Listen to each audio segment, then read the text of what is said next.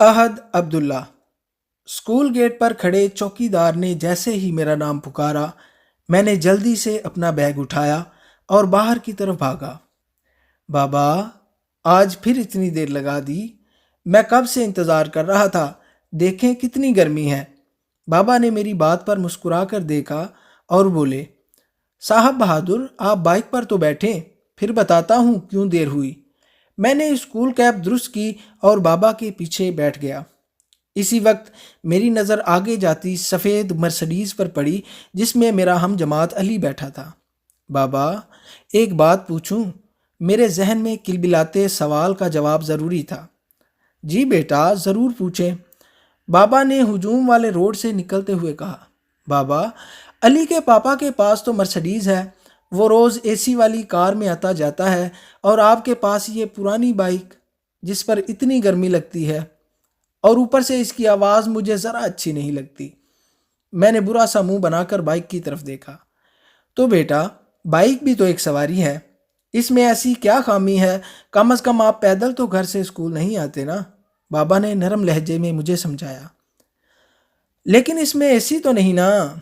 मैं बज़िद था। बेटा, ये तो खुदा की तकसीम है, वो जिसको चाहे जितना दे, हमें हर हाल में उसका शुक्रगुजार रहना चाहिए, बाबा ने जवाब दिया। तो बाबा, अल्लाह ताला हमें मर्सिडीज़ क्यों नहीं देता? हमारा घर साथ वाले अंकल के घर जितना बड़ा क्यों नहीं? अल्लाह ताला हर चीज़ दूसरों को क्यों देते हैं? मुझे हर सवाल का जवाब दरकार था। मैं मज़ीद भी पूछता, लेकिन अचानक मोटरसाइकिल रुक गया। नीचे उतरो, बाबा ने कहा। मैंने हैरानी से आसपास देखा, जहाँ कुछ फासले पर नई सड़क बन रही थी। यहाँ क्यों उतरे बाबा?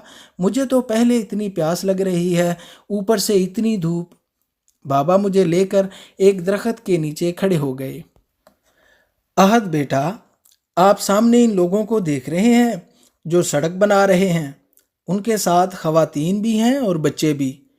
वो सब इस गर्मी में बगैर एसी के काम कर रहे हैं।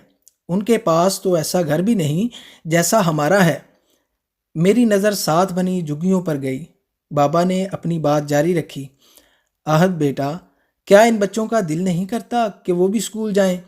लेकिन इनके माँ बाप मजबूर हैं, क्योंकि उनके पास तो इतना सरमाया नहीं। लिहाजा ज़िंदा रहने के लिए वो अपने बच्चों को भी साथ मजदूरी पर लगा देते हैं।